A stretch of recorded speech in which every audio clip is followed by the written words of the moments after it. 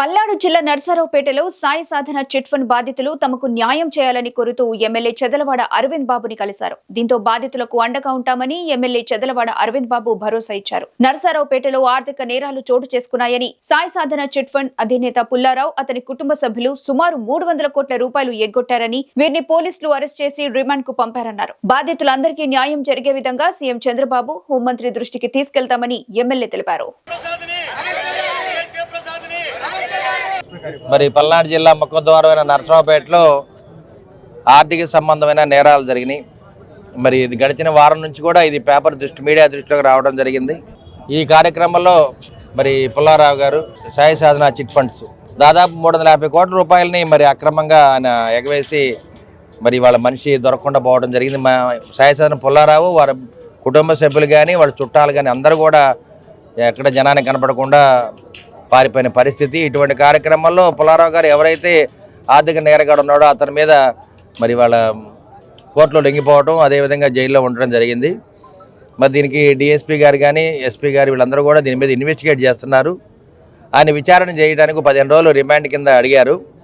ఈ 15 రోజులు కస్టడీలో తీసుకొని విచారణ చేసి బాధితులందరూ కూడా న్యాయం చేయడానికి పోలీస్ వ్యవస్థ ప్రయత్నిస్తుంది. అదేవిధంగా ఈ ఆర్థిక నేరాలు ఎవరైతే మరి అగ్రభాగాన ఉన్నారు వాళ్ళందరూ కూడా అరెస్ట్ చేస్తారు. బాధితులందరూ కూడా న్యాయం జరిగేటట్టు మరి చంద్రబాబు నాయుడు గారి దృష్టికి, అదేవిధంగా హోమ్ మినిస్టర్ దృష్టి కూడా ఇది ఆల్మోస్ట్ వెళ్ళింది ఇంతకుముందే. తప్పనిసరిగా ఎవరైతే ఈ బాధితులు ఉన్నారో వాళ్ళందరూ కూడా చంద్రబాబు నాయుడు గారి దృష్టికి తీసుకెళ్లి న్యాయం చేయడానికి ఒక ఎమ్మెల్యేగా నర్సారావుపేట నుంచి నేను గట్టిగా ప్రయత్నం చేస్తాను. దీన్ని నేను మొదటి నుంచి కూడా ఎస్పీ గారితో, ఐజీ గారితో, డిఎస్పీ గారితో మాట్లాడుతూ ఉన్నాను. కాబట్టి ఈ పుల్లారావుని కస్టడీలో తీసుకొని వాళ్ళు విచారణ చేస్తారు. తప్పనిసరిగా బాధ్యుల పక్షాన ప్రభుత్వం ఉంటుంది. వీళ్ళకి న్యాయం జరిగే వరకు మేమందరం కూడా పోరాటం చేస్తామని చెప్పి మీడియా ముఖంగా తెలియజేస్తూ, ఇటువంటి ఆర్థిక నేరాలు చేయటం వల్ల ప్రభుత్వంలో మన ప్రజాస్వామ్యం మొత్తం కూడా కూలిపోద్ది, వ్యవస్థ మొత్తం కూడా వెనకబడిపోయే పరిస్థితి ఉంది. కాబట్టి ఇటువంటి ఆర్థిక నేరాలు, ఆర్థిక వ్యవస్థను చిన్నాభిన్నం చేసే వ్యక్తులను మనం ఎప్పుడు కూడా కాపాడడానికి వీల్లేదని చెప్పి మీడియా ముఖంగా తెలియజేస్తూ, తప్పనిసరిగా పోలీసు వాళ్ళు మనకు అండగా ఉంటారు, ప్రభుత్వం అండగా ఉంటుంది, బాధ్యులు న్యాయం చేస్తారని చెప్పి మీడియా ముఖంగా తెలియజేస్తున్నాను. శివకుమార్ అండి, మా వారు ఎక్స్ సర్వీస్ మెన్. మా పిల్లలు చదువుకుంటూ ఉద్యోగాలు చేస్తున్నారు.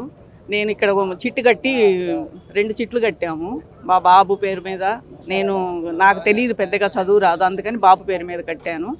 అవి 5 లక్షలు 5 లక్షలు 10 లక్షలు చిట్టి డబ్బులు వచ్చినాయి.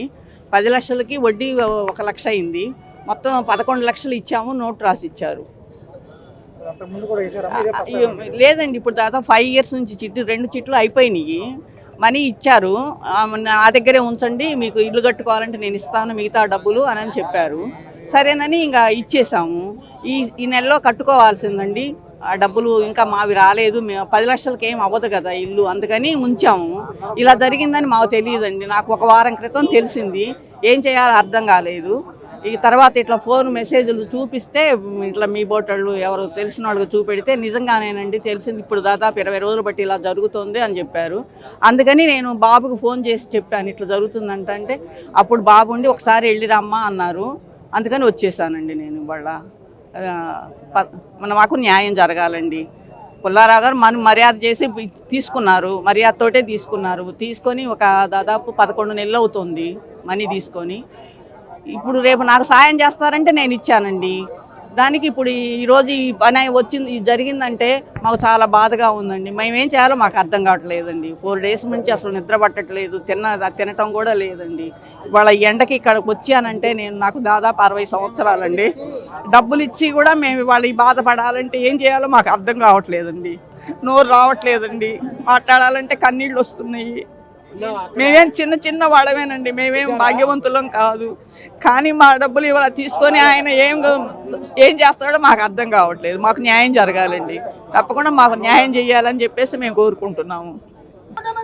మేము బాగా నమ్మించి, అంకులు నువ్వు నాకు తండ్రి లాంటి వాడివి, నీకేం ఇబ్బంది ఉండదు, నీకే బాధ వచ్చినా సరే నాది బాధ్యత, నా కబురు చెయ్యి, నేను అసలు కుర్రోళ్ళు పంపించి నేను నీకు ఏం చేయాలని నాకు చేస్తాను. బాగా నమ్మకం మీద ఇచ్చామండి. మేము ఇచ్చి 20 లక్షలు 2.5 సంవత్సరాలు అవుతుంది. 13 లక్షలు సంవత్సరం లోపు అవుతుంది. రూపాయినారైనా రాసిచ్చాడు రామ్సర్. రూపాయినారే మేము ఇచ్చి, రూపాయినార ఎక్కువ వడ్డీ కూడా కాదండి. సిఐ శివప్రసాద్ 15 రోజుల నుంచి సాయి సాధన పుల్లారావుని అది అతన్ని హ్యాండ్ ఓవర్లో పెట్టుకొని ఎవరిని కలవనీయకుండా మంతనాలు చేసి కేసు లేకుండా చేయాలని చూస్తున్నాడు సిఐ శివప్రసాద్ అనే అతను. ఇప్పుడు దాకా అతని దగ్గరే ఉన్నాడు. ఒక ముద్దాయిని ఆయన అతని హ్యాండ్ ఓవర్లో పెట్టుకోవటం ఏంటి? పర్సనల్ హ్యాండ్ ఓవర్లో. పుల్లారావు వల్ల అల్లుడు అవుతాడు, వాళ్ళ అన్నయ్యకి సొంత అల్లుడు శివప్రసాద్. తెలిసిన దగ్గర నుంచి ఫస్ట్ వేరే వాళ్ళ ద్వారా చిట్టు వేసాము. చిట్టు తర్వాత డిపాజిట్ చేసుకున్నాం డబ్బులు. చిట్టు డబ్బులు అప్పుడు తీసుకున్నాం మేము. డిపాజిట్ డబ్బులు మాత్రం 3.5 లక్షలు ఇచ్చి ఉన్నాం. ఆ 3.5 లక్షలు ఇవ్వలేదు.